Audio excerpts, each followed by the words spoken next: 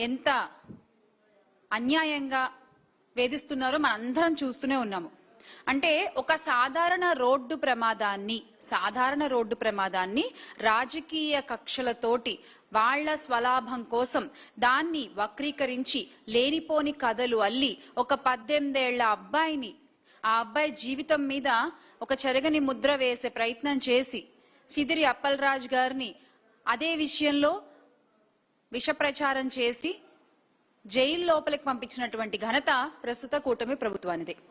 అంటే అప్పలరాజు గారితో నిజంగా మీకు రాజకీయ విభేదాలు ఉంటే గనక మీరు రాజకీయంగా ఎంతైనా మాట్లాడండి, ఎంతైనా కొట్లాడండి, అది న్యాయం. అంతేగాని ఆ విభేదాలని మీరు రాజకీయంగా ఎదుర్కోలేక వాళ్ళ కుటుంబంపై లేనిపో నిందలు వేయడం, ఆయనపై కక్ష సాధింపులు తీసుకోవడం అంటే ఆయన చేయని తప్పుకి ఇది అన్యాయం కాదా? నిన్న సిదిరి అప్పలరాజు గారి భార్య శ్రీదేవి గారు ప్రెస్ మీట్ పెట్టి ఆవిడ బాధనంతా వెళ్ళగక్కుని ఆవిడ ఒక రాజకీయ నాయకురాల్లాగా మాట్లాడలేదు. శ్రీదేవి గారు అక్కడ ఒక తల్లిగా మాట్లాడారు. ఆమె కడుపు కోతని మన ముందుంచారు. వాళ్ళ కొడుకు ఎదుర్కొంటున్నటువంటి కష్టాన్ని ఆమె భరించలేక, వాళ్ళ కొడుకుకు జరిగేటువంటి అన్యాయాన్ని, ఆ అబ్బాయి మీద వేసేటువంటి నిందల్ని ఆమె చూస్తూ ఊరుకోలేక మీడియా ముందుకొచ్చి మాట్లాడడం జరిగింది. ఒక తల్లిగా, ఒక భార్యగా, ఈ రాష్ట్రంలో ఉన్నటువంటి ఒక మహిళగా ఆమె మాట్లాడారు. ఆమె రాజకీయ నాయకురాలుగా మాట్లాడలేదు, ఆమె మాజీ మంత్రి భార్యలాగా మాట్లాడలేదు. ఒక మహిళగా, ఒక తల్లిగా, ఒక భార్యగా ఆమె కుటుంబానికి జరిగినటువంటి కష్టాన్ని, నష్టాన్ని ఆమె మీడియా ముందు ఉంచుతూ చంద్రబాబు నాయుడు గారి కుటుంబాన్ని కొన్ని ప్రశ్నలు అడగడం జరిగింది.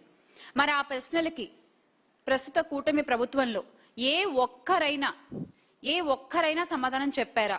ఏ ఒక్క ప్రశ్నకైనా సమాధానం చెప్పారా? అసలు శ్రీదేవి గారు అడిగిన ప్రశ్నలకి మీ దగ్గర సమాధానం ఉందా? ఉండదు. ఎలా ఉంటుంది? ఒకవేళ మీరు చేసినటువంటి ఆరోపణలు నిజమైతే శ్రీదేవి గారు అడిగిన ప్రశ్నలకు మీ దగ్గర సమాధానాలు ఉంటాయి. మీరంతా కల్పిత కథలు చెప్పించి విష ప్రచారాలు చేసి ఒక అన్యాయంగా చేయని తప్పులో సిదిరి అప్పలరాజు గారి కుటుంబాన్ని ఇరికించే ప్రయత్నం చేశారు కాబట్టి శ్రీదేవి గారు అడిగిన ఏ ఒక్క ప్రశ్నకి కూడా మీ దగ్గర సమాధానం లేదు. ఇప్పటి వరకు చాలా రకాల రాజకీయాలు ప్రజలు చూసుంటారు.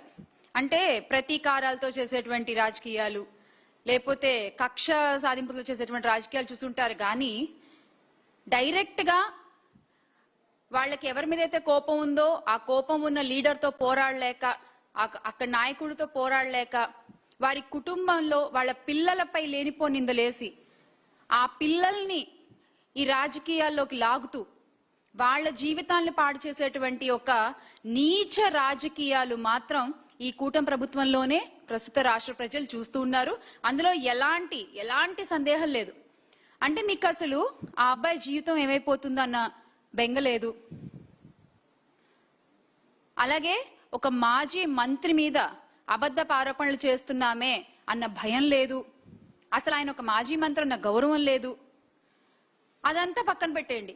ప్రజల ప్రాణాలు కాపాడేటువంటి ఒక గౌరవనీయమైన వైద్య వృత్తిలో ఉన్న వ్యక్తి అన్న కనీస మర్యాద లేకుండా మీరు చేసినటువంటి ఈ అబద్ధపు ఆరోపణలతో మీరు సిదిరి అప్పలరాజు గారిపై వేయాలని చూసినటువంటి క్రిమినల్ ముద్ర ఏదైతే ఉందో అది దారుణం అంటే దారుణం. నిజంగా అదే ప్రశ్న నిన్న అడగడం జరిగింది. దానికి ఈ రోజు వరకు, ఇప్పటి వరకు కూడా ఏ ఒక్కరూ సమాధానం చెప్పలేదు కూటమి ప్రభుత్వం నుంచి.